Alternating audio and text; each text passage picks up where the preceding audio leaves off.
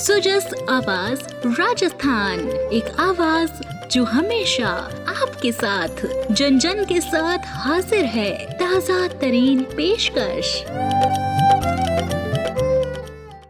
नमस्कार, सुजस आवाज पॉडकास्ट में आपका स्वागत है। मैं हूं आपके साथ अभिलाषा। एक नजर आज की सुर्खियों पर।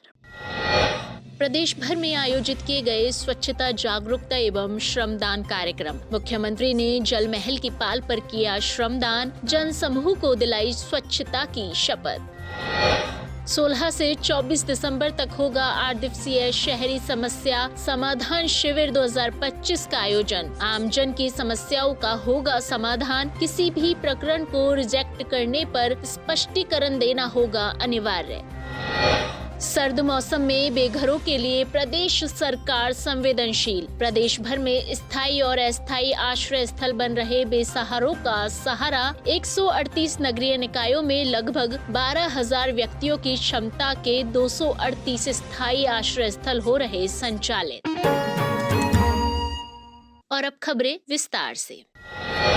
मुख्यमंत्री श्री भजनलाल शर्मा ने कहा कि स्वच्छता समाज और सरकार की साझा जिम्मेदारी है। राज्य सरकार प्रदेश को स्वच्छ और सुंदर बनाने के लिए प्रतिबद्धता के साथ कार्य कर रही है। उन्होंने आमजन से अपील की कि वे स्वच्छता योद्धाओं का सम्मान और सहयोग करें ताकि यह अभियान और तेज गति से आगे बढ़ सके। मुख्यमंत्री ने सिंगल यूज प्लास्टिक के उपयोग से बचने और सार्वजनिक स्थलों, धरोहरों और जल महल जैसी सांस्कृतिक विरासत को स्वच्छ बनाए रखने का आह्वान किया। श्री शर्मा आज जल महल की पाल पर आयोजित राज्य स्तरीय स्वच्छता जागरूकता एवं श्रमदान कार्यक्रम को संबोधित कर रहे थे। इस अवसर पर श्री शर्मा ने ऐतिहासिक जल महल की पाल पर श्रमदान व पौधारोपण कर स्वच्छता का संदेश दिया। उन्होंने झाड़ू लगाई और कचरा संग्रहित किया तथा उपस्थित जनसमूह को स्वच्छता की शपथ भी दिलाई। श्री शर्मा ने स्वच्छता योद्धाओं को PPE किट और चयनित लाभार्थियों को PM स्वनिधि योजना के चेक वितरित करने के साथ ही रोड स्वीपिंग मशीन को हरी झंडी दिखाकर रवाना किया। उन्होंने implementation plan for single use plastic free cities पुस्तिका का विमोचन किया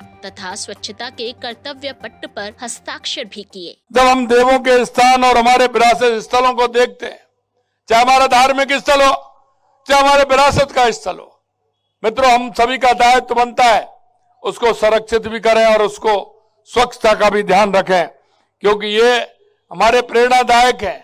हमारे वातावरण को भी स्वच्छ रखने में पूरा साथ हमारा देते हैं। यह स्वच्छता जागरूक कार्यक्रम में हमें स्मरण कराता है कि एक जिम्मेदार नागरिक होने के नाते हमें अपनी धरोहरों, सार्वजनिक स्थलों, संपूर्ण प्रदेश को स्वच्छ और सुंदर बनाए रखने का हमारा कर्तव्य भी है। स्वच्छता योद्धा है, एक महत्वपूर्ण भूमिका निभाते हैं। हमें उनका भी सम्मान करना चाहिए। अब अगर वो आते हैं तो हमें उनको सम्मान से बात करनी चाहिए, उनका सम्मान करना चाहिए, उनका सहयोग करना चाहिए। जब हम उनका सहयोग करेंगे तो उनका मनोबल बढ़ेगा और जब आदमी का मनोबल बढ़ता है तो हमारे काम की गति बढ़ती है और उनके माध्यम से हमारी काम की गति बढ़ेगी। साथियों, स्वच्छता और स्वच्छ पर्यावरण के लिए सिंगल यूज प्लास्टिक का उपयोग एक बड़ी चुनौती है। एक स्वच्छ और स्वस्थ राजस्थान की दिशा में कदम उठाते हुए हम प्रतिबंधित एकल उपयोग प्लास्टिक रोकथाम का एक्शन प्लान भी लेकर के आए हैं। हम सबको पर्यावरण को स्वच्छ बनाए रखने के लिए सिंगल यूज प्लास्टिक के उपयोग को त्यागना होगा। मुख्यमंत्री श्री भजनलाल शर्मा ने बताया कि राज्य सरकार युवाओं के रोजगार, किसानों, घरेलू उपभोक्ताओं और उद्यमियों के लिए महत्वपूर्ण कदम उठा रही है। पिछले 2 वर्षों में 92,000 से अधिक युवाओं को सरकारी पदों पर नियुक्त किया गया है और 1,53,000 से अधिक पदों पर भर्ती प्रक्रियाधीन है। बिजली और पानी जैसी बुनियादी सुविधाओं में सुधार किया गया है। किसानों को 22 जिलों में दिन के समय बिजली उपलब्ध कराई जा रही है। साथ ही PM स्वनिधि योजना के माध्यम से स्ट्रीट वेंडर्स को आत्मनिर्भर बनाने और आर्थिक सशक्तिकरण देने का कार्य जारी है। मुख्यमंत्री ने कहा कि प्रदेश में स्वच्छ भारत मिशन के तहत लाखों व्यक्तिगत और सामुदायिक शौचालय बनाए गए हैं और 42,000 से अधिक गाँवों को ODF+ घोषित किया गया है।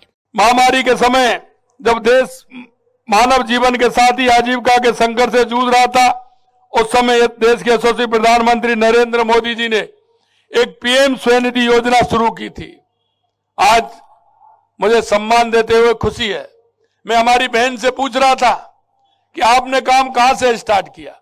मैं आपके माध्यम से भी कहना चाहता हूं कि समाज में इस तरह का हमारा अगर वातावरण होगा तो हमारे उन सभी भाइयों को जिनको आवश्यकता है सरकार की योजनाओं का, उसको फायदा मिलेगा। स्वनिधि योजना एक ऐसी योजना है, उसका आपको फायदा किसी तरह की कोई वो नहीं है। हम उसमें ब्याज मुक्त आपको ऋण देने का काम करते हैं और मैंने कई जगह देखा है ये स्वनिधि योजना प्रधानमंत्री जी की सबसे उत्तम योजना है। इसमें छोटे छोटे जो हमारे ठेली वाले हैं, सब्जी वाले हैं, फूल वाले हैं, साइकिल वाले हैं, चाय वाले हैं, ये जो हमारे समाज में छोटी छोटी आवश्यकताओं को पूर्ति भी करते हैं और एक वो अपना परिवार भी पालते हैं। मुख्यमंत्री श्री भजनलाल शर्मा ने आज सुबह जयपुर के चौड़ा रास्ता क्षेत्र में आमजन के बीच पहुंचकर चाय का स्वाद लिया और लोगों से आत्मीय संवाद किया। मुख्यमंत्री ने स्थानीय वेंडर्स और दुकानदारों से उनकी दिनचर्या व कारोबार की जानकारी ली और उन्हें राज्य सरकार की जन कल्याणकारी योजनाओं से अधिकतम लाभ उठाने के लिए प्रेरित किया। मुख्यमंत्री ने चाय का भुगतान UPI के माध्यम से कर डिजिटल इंडिया को बढ़ावा देने का संदेश दिया। उन्होंने कहा कि डिजिटल लेन देन से पारदर्शिता बढ़ती है और आमजन को सुविधा मिलती है। मुख्यमंत्री के इस आत्मीय और सहज व्यवहार से मौके पर मौजूद नागरिकों में उत्साह का माहौल देखने को मिला। मुख्यमंत्री श्री भजनलाल शर्मा के कुशल नेतृत्व और नगरीय विकास एवं आवासन मंत्री श्री झाबर सिंह खर्रा के निर्देशन में राज्य सरकार के द्वारा शहरी नागरिकों की समस्याओं के त्वरित और प्रभावी निस्तारण के उद्देश्य से 16 से 24 दिसंबर तक 8 दिवसीय शहरी समस्या समाधान शिविर 2025 आयोजित किए जाएंगे। इसकी तैयारियों को लेकर नगरीय विकास एवं आवासन विभाग के प्रमुख शासन सचिव श्री देवाशीष पृष्टि ने DLV मुख्यालय से VC के माध्यम से संबंधित अधिकारियों की बैठक ली। बैठक में श्री पृष्टि ने शिविरों की रूपरेखा, क्रियान्वयन, मॉनिटरिंग तथा जन सुविधाओं को सुचारू रूप से सुनिश्चित करने संबंधी सभी बिंदुओं पर विस्तृत चर्चा कर आवश्यक दिशा निर्देश दिए। साथ ही शहरी सेवा शिविर में किए गए कार्यों की प्रगति की भी समीक्षा की गई। श्री पृष्टि ने निर्देश दिए कि राज्य सरकार की मंशा के अनुसार शहरी समस्या समाधान शिविर 2025 का आयोजन राज्य की प्रत्येक नगरीय निकाय एवं प्राधिकरण पर अनिवार्य रूप से किया जाए। उन्होंने स्पष्ट किया कि शिविरों में लंबित प्रकरणों के साथ साथ प्राप्त होने वाले सभी नए आवेदनों का निस्तारण शिविर स्थल पर ही उसी दिन किया जाना सुनिश्चित किया जाए। किसी भी प्रकरण को रिजेक्ट करने पर स्पष्टीकरण दिया जाना अनिवार्य होगा। उन्होंने सभी नगरीय निकायों और विकास प्राधिकरण को अपने क्षेत्रों से जुड़े जन प्रतिनिधियों से संवाद कर उस क्षेत्र के निवासियों की समस्याओं को दूर करने के निर्देश दिए। बता दें कि इन शिविरों में शहरी सेवा शिविर 2025 के तहत दी गई सभी छूट और शिथिलताएं यथावत लागू रहेगी। राजस्थान में शीतलहर और सर्दी आम जनजीवन को प्रभावित कर रही है। कई शहरों में पारा 10 डिग्री से नीचे पहुंच गया है और मौसम की मार सबसे ज्यादा उन लोगों पर पड़ती है जिनके पास सर छुपाने को छत नहीं होती। मुख्यमंत्री श्री भजनलाल शर्मा के नेतृत्व में राज्य सरकार ऐसे जरूरतमंदों को सम्मानजनक आश्रय देने के लिए प्रतिबद्ध है। प्रधानमंत्री श्री नरेंद्र मोदी के मार्गदर्शन में राजस्थान सरकार दीनदयाल अंत्योदय योजना और राष्ट्रीय शहरी आजीविका मिशन के तहत निर्मित स्थायी आश्रय स्थलों में शहरी बेघर व्यक्तियों को निशुल्क आश्रय और अन्य सुविधाएं उपलब्ध करवा रही है। वर्तमान में राज्य के 138 नगरीय निकायों में 12,000 व्यक्तियों की क्षमता वाले 238 स्थायी आश्रय स्थल संचालित है, जबकि 109 नगरीय निकायों में 9,435 व्यक्तियों की क्षमता वाले 139 अस्थायी आश्रय स्थल भी चलाए जा रहे हैं। सभी स्थलों में स्वच्छ पानी, बिजली, शौचालय, रसोई और गीजर जैसी मूलभूत सुविधाएं उपलब्ध है। मुख्यमंत्री श्री भजनलाल शर्मा ने वर्ष 2024 में भी रैन बसेरों में रह रहे लोगों से मुलाकात कर उनकी कुशलक्षेम पूछी और सड़कों पर रह रहे निराश्रितों को कंबल वितरित किए थे। ये कदम राज्य में नरसेवा, नारायण सेवा की भावना को आगे बढ़ाते हुए जरूरतमंदों के प्रति संवेदनशील और समर्पित प्रशासन की प्रतिबद्धता को दर्शाते हैं। आप सुन रहे हैं सुजस आवाज राजस्थान।